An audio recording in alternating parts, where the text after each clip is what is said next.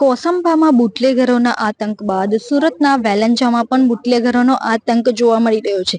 સામાન્ય બોલાચાલી લોહિયાર બની હતી. સુરતના વેલંજામાં અંબાવિલા સોસાયટીમાં 23 ફેબ્રુઆરીની રાત્રિએ યુવક પારસ વેકરિયા તેના ભાઈ અને મિત્રો સાથે સોસાયટીમાં બેસેલો હતો. ત્યારે તે દરમિયાન બુટલેગરનો પુત્ર સોસાયટીમાં તેની પ્રેમિકા સાથે અંધારામાં બેઠો હતો, જેથી સોસાયટીના યુવકોએ આ બાબતે ઠપકો આપ્યો હતો.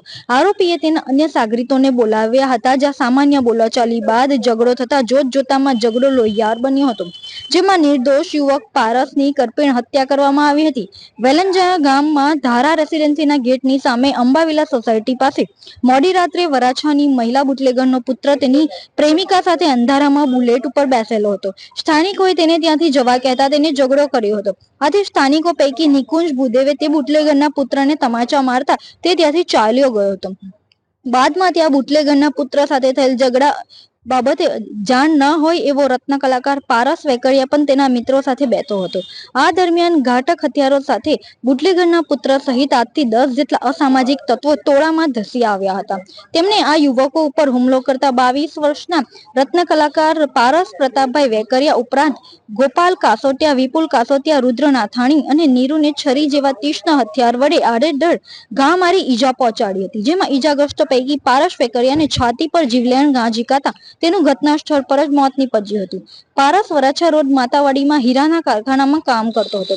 બનાવની જાણ થયા બાદ ઉત્તરાયણ પોલીસે ગુનો નોંધી તપાસનો ધમધમાટ શરૂ કર્યો હતો, જેમાં ઉત્તરાયણ પોલીસે ગણતરીના કલાકોમાં રામુ ઉર્ફે રામુ ગોધરા, રોનક બેલડિયા, જયેશ ઉર્ફે ટકો, ચેતન બગડા, વિજય વાકુસર, સુજલ ઉર્ફે લાખો ચૌહાણ, અલ્પેશ ઉર્ફે લાલુ બાંભણિયા, લાલો ઉર્ફે મિથુન મકવાણા, ચેતન ઉર્ફે કાળુ ઉર્ફે કાળિયો, રાકેશ દગડુભાઈ સૈદાની નામના 10 આરોપીઓની ધરપકડ કરી હતી. નિકુંજ ભૂદેવ નામના યુવકે લાલુને લાફો માર્યો હતો. તેની અદાવતમાં આ જીવલેણ હુમલો થયો હતો, જેમાં નિર્દોષ એવા પારસ વાકરિયાની હત્યા થઈ હોવાનો પોલીસ તપાસમાં ખુલાસો સામે આવ્યો છે. પ્રશાંત પ્રતાપભાઈ વેકરિયા. શું ઘટના બની છે? ઘટના એવી છે કે 11:30 વાગે ફોન આવ્યો. ત્યાં જે રેસિડેન્સી વાળા રહેતા હતા ને એનો, કે મારા પપ્પાનામાં ફાધરમાં, કે અહીંયા આવો એમ, પારસ અહીંયા પડ્યો છે એમ, એને વાગ્યું છે એમ. તો અમે ત્યાં પહોંચ્યા ને, ત્યાં બોડી પડી હતી અને મેં ઉછી કરીને જોયું ને તો ઘા વાગેલા હતા, સપૂના ને એવા, છાતી ઉપર ને બધી. તો પછી ચેક કર્યું અને 108 ને મેં ફોન કર્યો.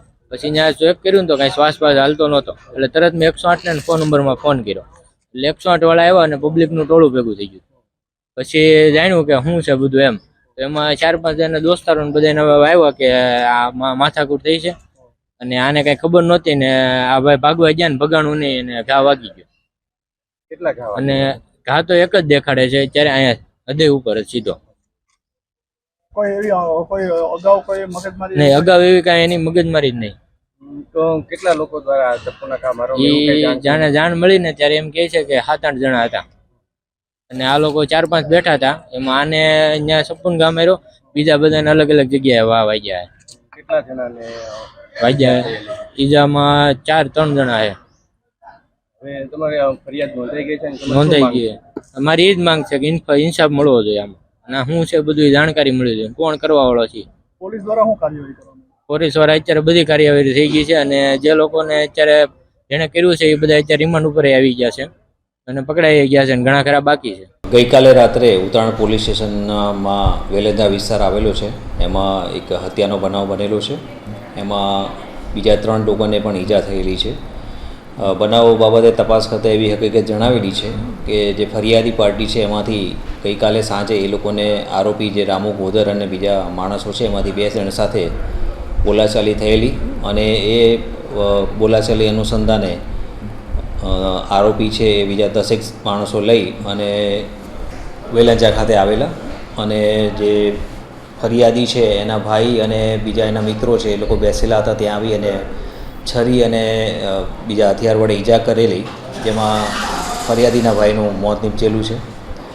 બનાવ અનુસંધાને 10 જેટલા માણસો છે આઈડેન્ટિફાઈ કરવામાં આવેલા છે અને એમને ગુનાના કામે ધરપકડ કરવામાં આવેલી છે અને આગળની તપાસની કામગીરી ચાલુમાં છે.